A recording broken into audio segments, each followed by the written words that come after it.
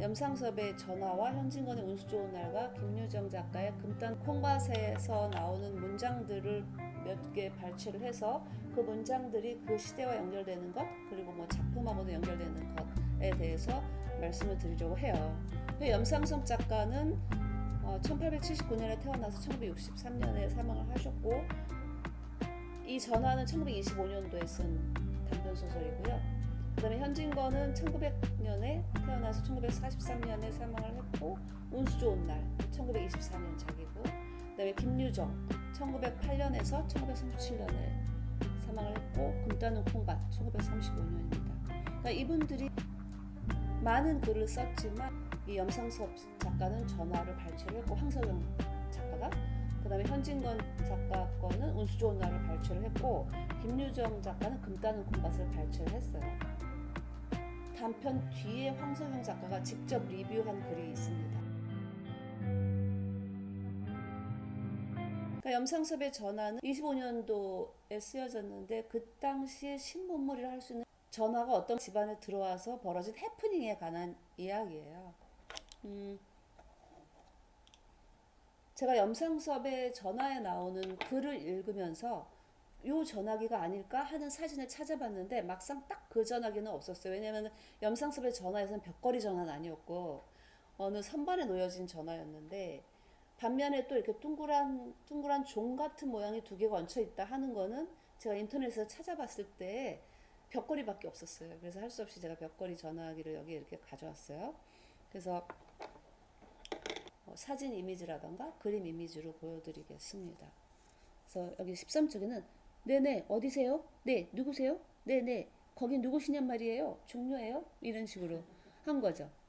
전화가 온 거예요. 전화가 들여놨는데, 언감생심 들여놨는데 반갑게 받는 것 같은 모습입니다. 17쪽에는 네모 반듯한 나무갑 위에 나란히 얹힌 백통빛 쇠종 두 개는 젊은 내외의 말다툼에 놀란 고양이 눈같이 커다랗게 반짝인다.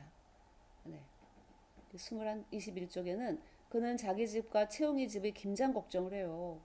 자기 집 김장 걱정만 하면 될 것 같은데, 우리가 생각할 때는 그때는 첩이라고 할 수도 없고 약간은 애인이라고 하는 어떤 여자의 김장까지 걱정을 해요. 그리고 종로로 나오다가 벌써 전등불이 환한 자파상 앞을 지나는 거예요. 여기서 중요한 게 종로입니다. 그 일제강점기에 종로가 가지고 있는 의미가 상당히 크거든요. 그리고 전등불이 환한 자파상. 자파상들이 야간에도 있었다는 거예요. 유리창 안을 기웃이 들여다보는 거예요. 그러니까 새로운 건축물들이 왔다는 거죠. 그러니까 아까 보여드린 건축물들에는 유리창들이 있었거든. 한참 생각한 뒤에 결단하고 들어섰다. 자기를 유혹한 거죠. 유리창 안에 있는 것들이 우리를 유혹하는 시대가 온 거예요. 새로운 건물, 아까 같이 보여드린 여러 가지 형태의 건물들이 경성에 등장을 하고, 거기 유리창 안에는 서양에서 온 양말, 서양에서 온 우산, 양산, 뭐 이런 것들이 진열이 되어 있겠죠. 22쪽에서는 이 장갑 봐요. 활동사진 구경하시러 방 출입할 때 제 똑 알맞지. 활동사진을 또 보러 가는 거예요. 그러니까 그 당시 사람들이 백화점에도 가고 활동사진도 보고 문물에 굉장히 관심이 많았다라는 것을 이 짧은 문장 속에서도 우리가 알 수 있습니다. 근데 그 당시 종로를 제가 보여드릴게요. 이게 지금 종로 거리이고요. 그 다음에 오른쪽에 있는 건물이 YMCA 건물입니다.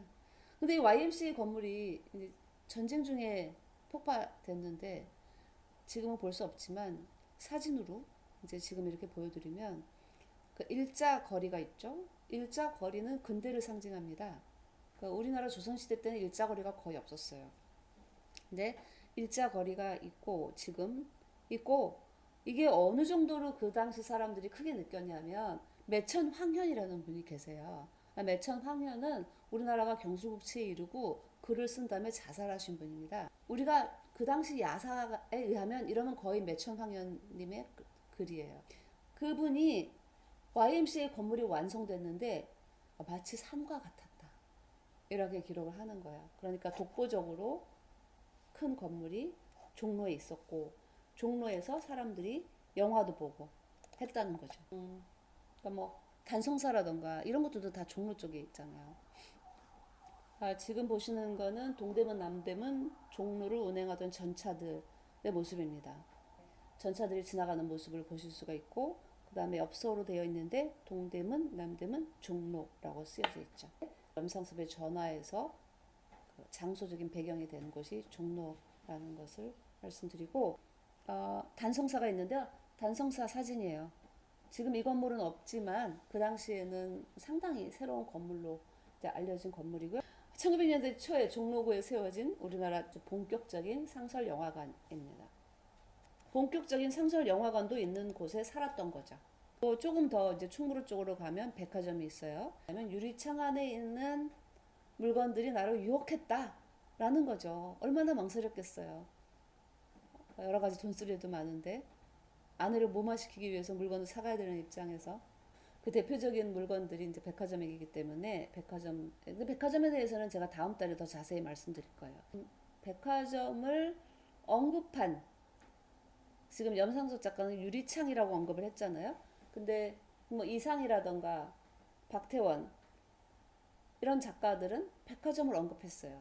그러니까 그때 말씀을 드리고 제가 그 12거에 나눈다는데 일제강점기는 제가 2달에 걸쳐서 말씀을 드려요.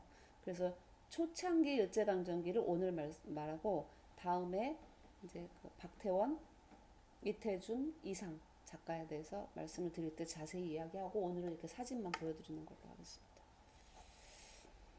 그 다음에 또 전화에는 26쪽에 그 다음에 밤이 이슥하여 전화 온 것은 남편이 요리집에서 한 것이다. 근데 이 요리집이라는 게 아시는 분은 아시겠지만 그냥 밥만 먹는 데가 아니에요. 요리집은 그 1909년에 이제 개점을 한 요리집이 최초의 요리집인데요. 한말의 유흥 음식점이라고 해야 되고 그냥 궁중 관기제도가 폐지되자 그 궁중 기녀들이 모여가지고 요리집을 한 거예요. 시초가 된 거죠. 이제 기생을 두고 술과 요리를 파는 집인데 이 요정은 고위 관료들의 정치를 논의하는 데가 1970년대까지만 해도 요리집이었어요. 요정. 30쪽에는 김장도 곧 들여다주고 환갑에는 옷 한 벌만 해갔으면 그만 아닌가? 그것도 누가 전화를 메고 싶어 맸나? 추첨에 빠졌으니까 울며 겨자 먹기로 한 노릇이지. 하지만 지금이라도 팔면 제값어치가 있는 거였어. 이 전화는 투자인 거예요. 그리고 돈이 있어서 산 게 아니라 추첨에 당첨됐기 때문에 할 수 없이 전당포에 뭐 맡기고 전화를 들여다 놓은 겁니다. 뭐 환갑은 그 당시에 많이 챙겼기 때문에 아무리 돈이 없어도 환갑은 해드려야 되는 거라는 것도 알 수가 있고요. 그래서 여기서 38쪽에 김주사는 웬 돈이 벼랑간 생겼는지 양복장이를 불러다가 새로 양복을 맞췄대. 그러니까 김주사도 사실상은 이주사한테 전화를 김주사의 아버지한테 전화를 사실은 넘긴 거거든요.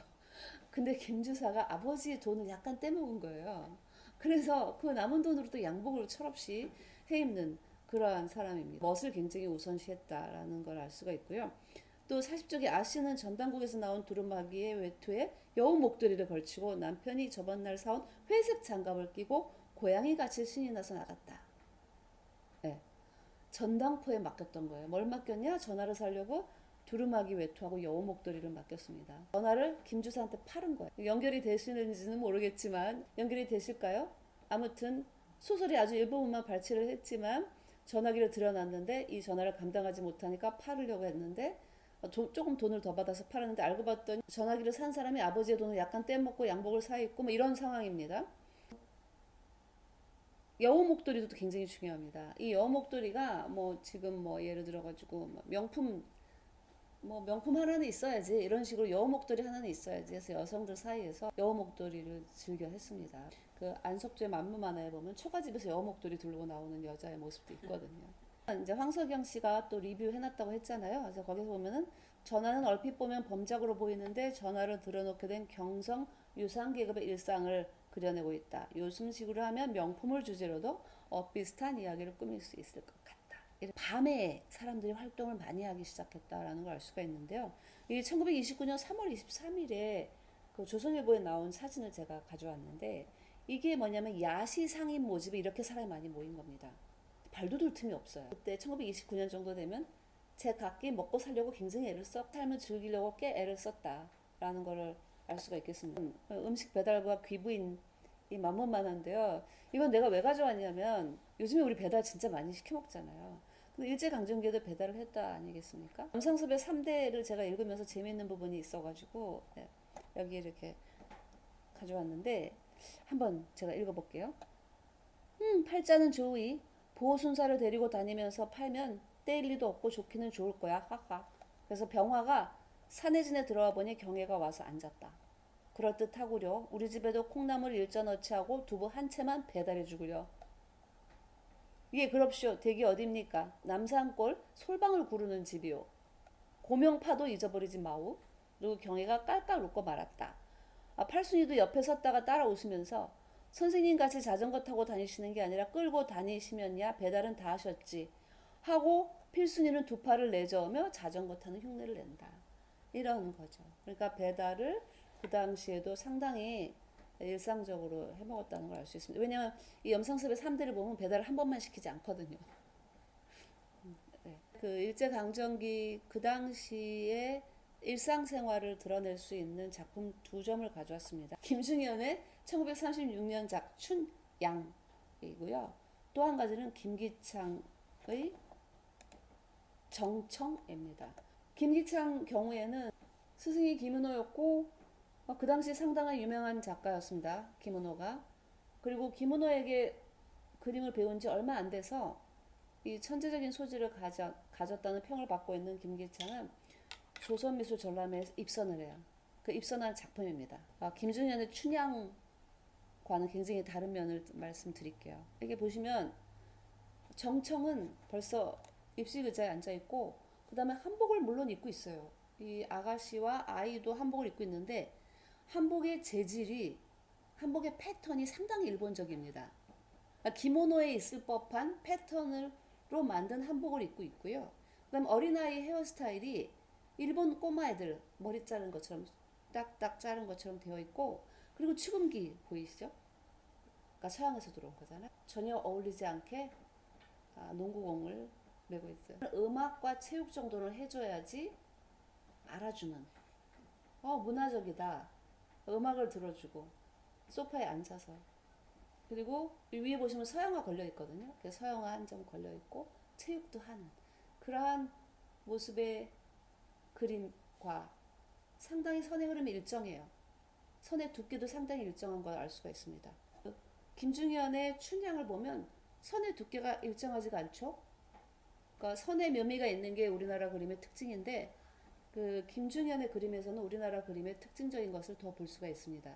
그러니까 김중현은 특별하게 스승이 있었다기보다는 독학한 작가라고 볼 수가 있고요. 또 워낙에 그 가정 형편이 어려워가지고 누구에게 그림을 배울 수 없었고 조선총독부 수도관과 통목관과 뭐 이런 데서 근무를 하면서 낮에는 일을 하고 밤에는 그림을 그리는 사람인데 이분이 그러다 보니까 그러니까 누구에게 배워서 주입이 되지 않다 보니까 자기만의 세계를 갖고 있는 자기만의 시각을 갖고 있는 작가가 돼서 그 당시 양화와 동양화에서 양쪽에서 상을 받는 그런 작가예요. 국립현대미술관 둘 다 국립현대미술관 소장품인데요. 김중현 작가 작품의 여성들은 우리나라 그 조선시대 말기 여자들이 입었던 한복을 그대로 입고 있고 여성들의 헤어스타일도 조선시대 때의 풍습을 이어오고 있는 그 여자들의 모습이라는 걸 알 수가 있고요. 그리고 아주 한국적인 마늘과 파, 그 다음에 무 등이 그려져 있는 걸 볼 수가 있고 이 칼이 옛날에 저희 어렸을 때 어머니들이 좀 쓰긴 했는데 칼이 이렇게 좀 높이 올라간 칼 있잖아요. 까맣게 생겨가지고 그 칼을 쓰고 있네요. 완전히 좌식으로 일을 할 때에도 소파에 앉지 않고 완전히 좌식으로 앉아있는 그 모습을 보실 수가 있습니다. 그래서 김중현의 작품과 그 다음에 김기창 작가의 작품을 비교해 보시라고 두 개를 가져왔고 그 아까 양복 입은 그 사람이 밖으로 나갔으면 했을 만한 행동들이 있는 만문 만화를 또 제가 가져왔습니다. 아까 얘기한 대로 그 여우 목도리 두르고 초가집에서 나오는 그 만문 만화가 여기 있고요. 초가집이 바로 있는데도 온갖 멋들어진 양복을 입고 걸어다니는 사람들 그리고 커피숍에서 쭉쭉 아이스 커피 빨고 있는 사람들의 모습들 가져왔고 또 밤에 카페 같은 데 가서는 음습하게 놀고 있는 사람들의 모습도 가져왔습니다. 언젠간에 운수 좋은 날 좋아하시는 분 많죠. 제목은 운수 좋은 날이라고 해서 굉장히 뭐 운수 좋은 거 아닌가 라고 생각하시는 분도 계실 수도 있지만 운수 좋은 날이라니까 아마 반어법인 것 같다. 이렇게 책을 안 읽고도 그렇게 생각하실 수도 있을 것 같습니다. 특징적인 글들을 발췌를 했는데요. 하나, 둘, 셋, 넷, 다섯 군데를 발췌를 했어요. 읽어드리고 그 뒤에 발췌한 것과 관련된 내용에 대해서 이야기할게요. 첫 장면이에요. 저도 단편소설을 요번에 좀 자세히 읽어보니까 단편소설은 첫 문장에 상당히 많은 걸 함축하고 있더라고요. 여기 한번 읽어보겠습니다. 어, 새침하게 흐린 품이 눈이 들어올 듯 하더니 눈은 아니오고 얼다가만 비가 추적추적 내리는 날이었다. 이날이야말로 동소문 안에서, 여기 동소문이 중요해요. 인력 꺾은 노릇을 하는 김첨지에게는 오래간만에도 닥친 운수 좋은 날이었다. 문 안에 들어간답시나 앞집 마마님을 전찻길까지 모셔다 드린 것을 버릇으로, 전차가 생긴 지 얼마 안 됐을 때 전찻길을 모셔다 드린 거죠. 행여나 손님이 있을까 하고 정류장에서 어정어정 하며 내리는 사람 하나하나에게 거의 빚는 듯한 눈길을 보내고 있다가 마침내 교원인 듯한 양복쟁이를 동광학교까지 태워다 주기로 되었다. 여기 동광학교라는 데가 지금은 없어졌어요. 근데 이 동광학교가 보성학교하고 합해져가지고 보성고등학교가 됩니다. 이상 작가는 동광학교로 들어갔다가 보성학교로 졸업을 한 거죠. 그래서 128쪽에 사흘 전부터 설렁탕 국물이 마시고 싶다고 남편을 졸랐다. 이 설렁탕이 주는 의미도 상당히 크고, 그 다음에 120쪽에 그 학생은 다짜고짜로 남대문 정거장까지 얼마요? 라고 물었다. 남대문 정거장이 지금은 없잖아요. 그러면 이 남대문 정거장이 옛날에는 어디였을까? 생각하면 지금의 서울역, 그러니까 문화역 284, 그러니까 경성역, 거기가 남대문, 원래는 남대문 정거장이었어요. 이 운수 좋은 날 1924년 이후에 경성역이 세워졌다는 걸 알 수가 있고, 134쪽에 흐리고 비오는 하늘은 어둠침침하게 벌써 황혼에 가까운 듯하다. 소문에서부터 창경원까지 인력거리를 끌고 온 거죠. 그러다가 나중에 남대문 가는 거니까 그때 너무 피곤했던 거죠. 그래서 턱에 닿은 숨을 돌리고 걸음도 늦추었다. 해화동이나 창경원 그리고 서울역을 아는 사람은 알겠지만 모르는 사람도 여기서 쉬었나 보다라는 생각을 할 수가 있고, 이 황석영 작가의 글은 식민사회의 민중은 모두가 노예에 지나지 않음을 우회적으로 그러는 이 작품은 오늘 운수 좋은 누군가에겐 동포에게 자기의 불운을 전가시키거나 결국 자신에게 다가올 운명을 유예시키고 있을 뿐임을 암시하고 있다. 이 유예시키고 있는 게 뭐냐면 김첨지가 집에 갈 기회가 있는데도 자꾸 다른 데로 가요. 그리고 아내가 얼마 안 있으면 죽을 거라는 걸 직감적으로 알기 때문에 그 상황을 맞닥뜨리고 싶지 않은 거죠. 그래서 우리도 그렇잖아요. 뭔가 좀 어려운 문제가 있거나 그러면은 다른 사람 입장에서 바라볼 때는 그것부터 해결해야지 하는데 막상 당한 사람은 그걸 굉장히 늦추고 싶은 마음이 있거든요. 그래서 그런 관점에서 보면은 더욱 흥미가 있을 것 같아요. 그러니까 운수 좋은 날에 그 아내가 사망하는 것을 진짜 아내가 사망하는 팩트로만 봐도 괜찮지만 그렇지 않고 어떤 불운한 기운이라고 생각을 해도 좋은 거죠. 그러니까 불운한 기운이 나에게 엄습을 할 때 나의 행동에 대해서 생각을 하면 이 소설은 다른 차원으로 읽히는 것을 느꼈습니다. 제가 뭐 동소문, 전찻길, 동광학교, 설렁탕, 남대문 정거장, 창경원 이 부분에 대해서 이미지와 함께 보여드릴게요. 지금 보시는 거는 우리나라의 그 조각, 현대 조각 1세대 김종영 작가가 1933년에 그린 그림입니다. 제목은 동소문 고개이고요. 여기 동소문 고개 앞에 집들이 많이 있는 걸 볼 수가 있고, 그 다음에 그 한강작가 대학원 논문이 이상에 대한 거거든요. 이상의 회화 문학세계라는 제목으로 논문을 썼습니다. 근데 그때의 동소문이 또 나와요. 이상이 죽기 전까지 약 9개월 동안 이상의 아내였던 변동님은 나의 오빠의 소개로 처음 이상을 만났을 때 이상은 밤색 두루마기의 한복 차림이었고 쭉 한복을 입었다 라고 회고를 하고 있었다. 이 차림 때문에 자주 검문에 걸렸다는 거예요. 한복을 입으면 검문에 걸리는 시대였다는 걸 알 수가 있고, 그랬는데도 한복을 고수했다고 수레를 하는데, 동서문 밖에서 시내에 들어오려면 우리는 해화동 파출소로 지나야 했고 반드시 검문에 걸렸다. 이상과 변동님은 동서문을 많이 왔다 갔다 했다는 거고, 이제 지금은 없어졌죠. 지금은 없어졌지만 다시 이제 해화문으로 다시 건립을 했어요. 바로 그 자리가 아니라 그 옆에 자리로 저도 얼마 전에 가서 사진도 가져왔는데 이렇게 보도록 하겠습니다. 그래서 그 이마동 작가, 아까 그 양복 입은 것 제가 아주 처음에 보여드렸잖아요. 옆모습을 하고 잡지 들고 있고 모던보이가 등장했습니다 라고 할 때 바로 그 그림, 그 그림을 그린 작가가 이마동인데 그 이마동 작가가 1935년에 동소문을 그린 게 있어요. 동아일보에 1935년도 7월 19일에 실린 이마동 작가가 그린 동소문인데요. 이 동소문에 지금 이 그림에 보면은 그 동소문을 끼고 가난한 사람들이 비를 피하기도 하고 그리고 아주 조그만 집을 짓기도 하고 살았던 걸 알 수가 있어요. 기사를 쓴 게 있죠. 그 위에도 쭉 내려오지만 그러니까 동소문은 잔해로나마 아직 서울에 봉사하고 있다. 그러니까 거의 무너졌지만 서울에 봉사하고 있고 제 아무리 큰 한길이 저리로 놓였다 할지라도 우비 없는 행인에게 비를 피할 곳이 되어줬다는 거죠. 그리고 폭염에 헐떡이는 사람이 그 아래 한 줄기 겨드랑이 같이 이렇게 해주는 자비가 있었다. 그런 것이 지금 동소문의 울 속에도 이러한 숨은 공독으로 안이가 있음을 아는 이가 있는가. 이미 이제 과거에 대한 회환을 이야기하는 거죠. 그러니까 우리가 과거에 알고 있었던 지역이 점점 달라지고 있다라는 것을 이 글을 통해서 동소문을 그림으로써 알 수가 있고요. 그 당시 동소문의 사진도 가져왔어. 이마동 작가가 그린 거하고 똑같이 여기 밑에서 사람들이 살고 있는 모습을 볼 수가 있는 예전의 사진들이 있습니다. 우리가 막상 글을 쓰려면 아주 여러 가지 생각을 많이 합니다. 김은호 작가가 글을 쓸 때 설렁탕이라는 소재를 그냥 택하진 않았을 거예요. 찾아보니까 설렁탕이 서울의 대표 음식이었고요. 1924년에 재무당국의 조사에 의하면 경성부 내에 설렁탕집이 대략 100군데나 있었대요. 이게 동아일보 1924년에 나온 기사고요.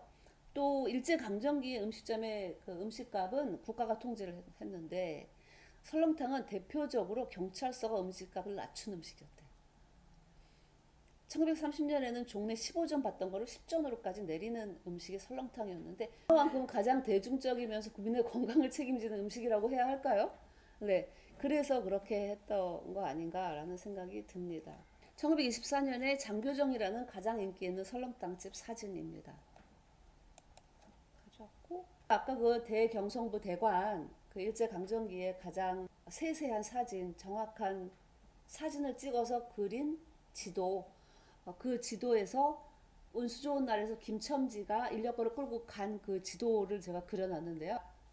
동소문 쪽에서부터 동광학교 쪽을 거쳐서 그 다음에 창경원을 지나서 그리고 조선총독부를 지났을 수도 있고 아니면 조선총독부 말고 샛길을 갔을 수도 있겠죠. 남대문 정거장까지 지도가 있습니다. 대경성부 대관은 남대문 정거장이 없어지고 경성역이 있었을 때이기 때문에 경성역 지도가 여기 1926년에 경성역에 대단한 사람들이 도착을 합니다. 세계 일주 관광단이 도착을 해요. 자동차가 모자라가지고 인력거가 640대가 창덕궁을 구경하는 일이 벌어집니다. 마침 그 사진이 있어가지고 제가 그 26년도 3월 10일자 사진을 가져왔어요. 인력거가 아주 단체로 이렇게 운행이 되기도 했다. 하지만 이거는 굉장히 특이한 일이다라는 걸 이야기하고요. 일본이란 나라를 구경하러 왔겠죠. 그러니까 일본의 식민지를 구경을 하러 왔겠죠. 그 투어 지도를 만듭니다. 조선에 오면 이런 곳을 여행을 하면 좋다 해서 자동차 투어도 있어요. 그 인력거는 일본 사람이 만든 거라고 하네요. 그래서 일본 사람들이 만든 거를 굉장히 자부심을 갖고 있다고 하는데 우리나라 사람들은 인력거에다가 인동차를 만들기도 했어요. 자전거에 좌석 달린 손수레를 매단 거예요. 사람이 자전거만 운전할 수도 있고 그 다음에 사람을 뒤에 태우고 갈 수 있는 이게 사진에서 보는 바와 같이 그렇게 하기도 했는데 이거는 일반화되지는 않았다고 하네요. 이렇게 이제 뭐 세계 일주단이 오는 것처럼 일본에서도 조선 투어를 하는데 일본인들을 위해 그 버스 유람 코스도 있었어요. 그 유람 코스가 여기 지도에 보시는 것처럼 경성역에서 남대문으로 가서 조선 신궁 갔다가 방문사 갔다가 창경원 그리고 파우다공원 조선총독부 박물관 덕수궁. 그래서 경성역에서 남대문에 왔다가 조선신궁 방문사는 지금 호텔 신라예요. 방문사에 갔다가 창경원. 근데 방문사가 어떤 곳인지 아시나요? 방문사가 조선신궁은 아까 어디에 위치했는지 말씀을 드렸고 원래 방문사 있던 자리에 민비가 시해됐을 때 그때 기다가 사망한 사람들이 있을 거 아니겠어요? 근데 그 사람들 이 자리에다가 그 고종이 그것을 기리는 장소를 만들었어요. 이제 이토 히로부미가 안중근에 의해서 사살이 되잖아요. 한 1920년대 이후에는 그곳에 이토 히로부미를 기리는 절을 만들어요. 그게 방문사입니다. 고종이 만든 걸 다 없애고 그 영 위에다가 이토 히로부미를 기리는 방문사를 만드는데 그 방문사를 지었던 거는 뭐 경복궁에 그 정각들이 회철됐잖아요. 공희궁 정각 회철된 거 다 모아가지고 이제 굉장히 커다란 방문사를 만들었는데 투어의 일부의 코스 있고요. 그 다음에 창경원은 창경궁인데 순종이 사망을 하면서 궁이 이제 원으로 바뀌기 시작하면서 그것이 놀이터가 되고 그래서 뭐 이렇게 사람들이 데이트도 많이 하고 그랬습니다. 그 다음에 이제 파고다 공원, 그 다음에 조선총독부 박물관, 그건 조선총독부에 있는 거고요. 그래서 덕수궁. 일제가 건설한 어떤 것들을 보여주기 위한 투어로 만들어져 있죠. 그리고 지금 이제 우리나라의 조선총독부 건물이 그 김영삼 문민정권 때에 없어졌잖아요. 근데 그것을 찬반론이 있는데 폭파하기 잘했다라고 생각하는 입장이에요. 그 이유가 뭐냐면은 그 당시 그러니까 1995년까지만 해도 일본 사람들이 관광을 올 때에 꼭 봐야 되는 장소였다고 합니다. 본인의 나라에 자부심을 얻는 장소로서 관광지를 택해서 그렇게 왔다고 하네요. 경복궁의 맥이 백악산으로부터 이렇게 남산까지 흘러야 되는데 그게 총독부에서 딱 막히거든요. 그러니까 저는 그것을 폭파하기를 잘했다라고 생각하는 입장입니다. 일제 강점기 버스 유람 코스를 제가 지도를 보여드렸고 그리고 유람 버스의 운전수하고 여차장들의 관광객 모습입니다. 그리고 그 당시에 사람들이 탔던 약간은 귀여운 듯한 차들의 사진도 제가 가져왔고요.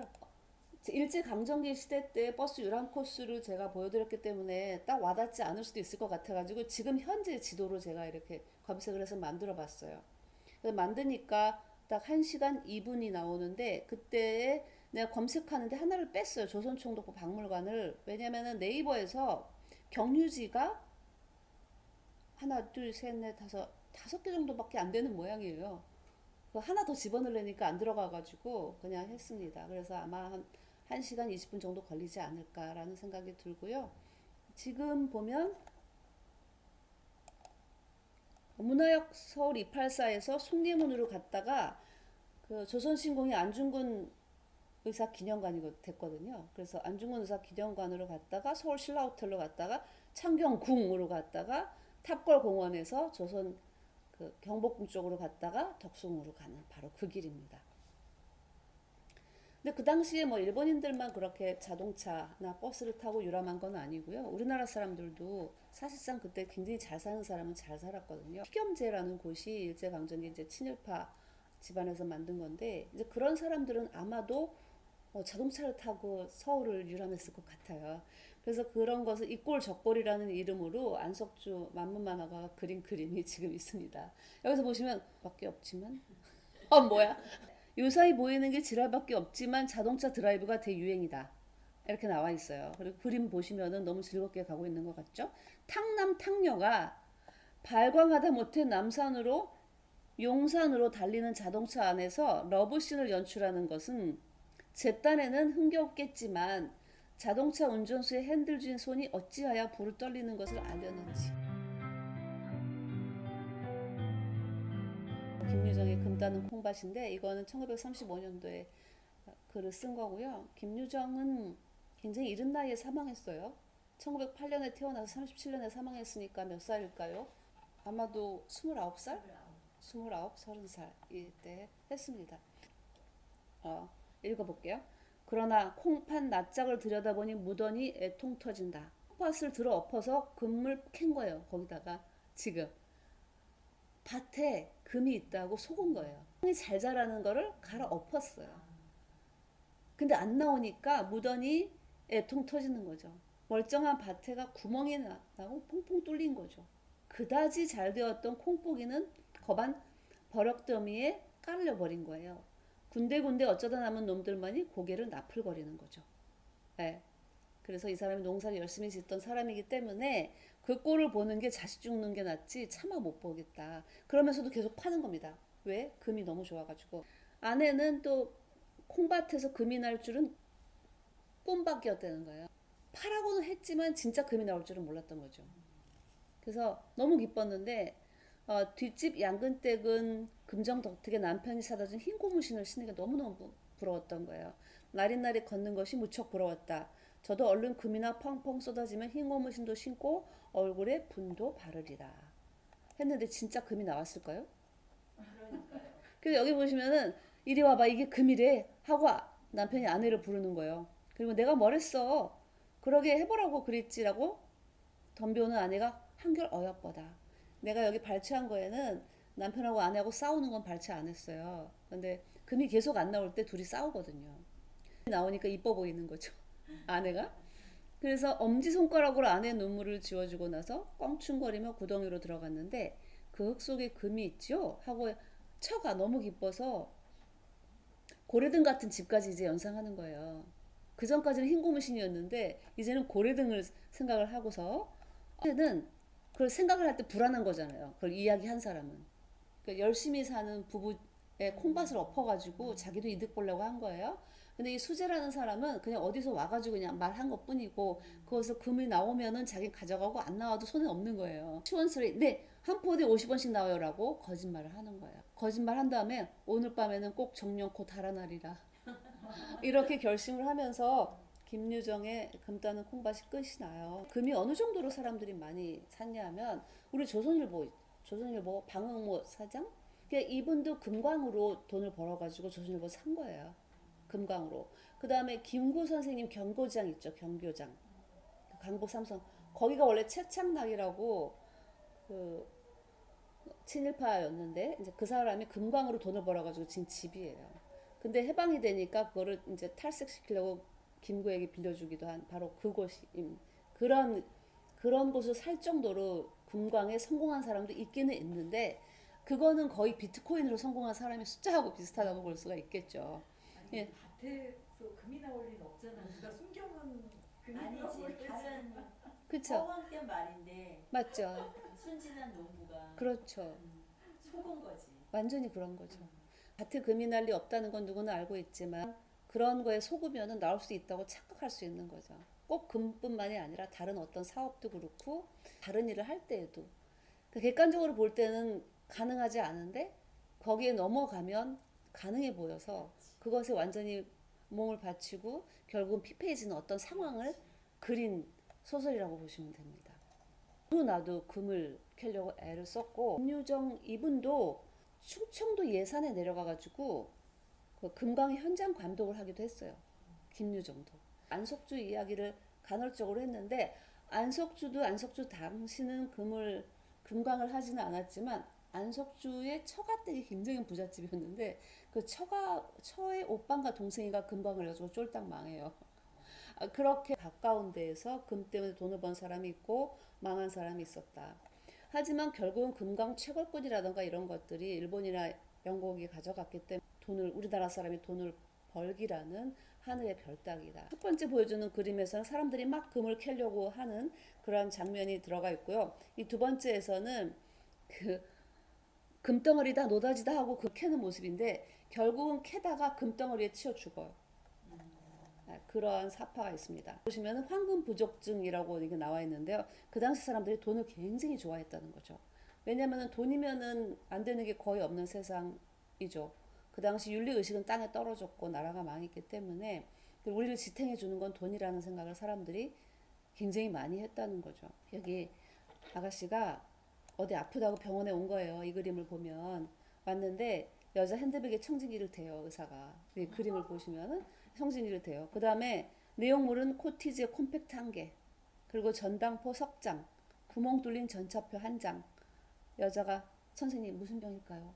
내가 굉장히 아픈데 무슨 병일까요? 그랬더니 의사 선생님이 유행성 불경균이 작용하는 황금 부족증 히스테리올시다. 1930년 11월에 별건곤에 나옵니다. 만능주의적인 생각이 담겨 있는 안석주의 만문 만화가 여러 개 있는데 그 중에 하나를 가져오면 여성들이 다리에다가 글을 써놓은 만문 만화예요. 지금 보시는 것처럼 이게 보면은 나는 신경질입니다. 이것을 이해해 주셔야 해요. 나는 처녀입니다.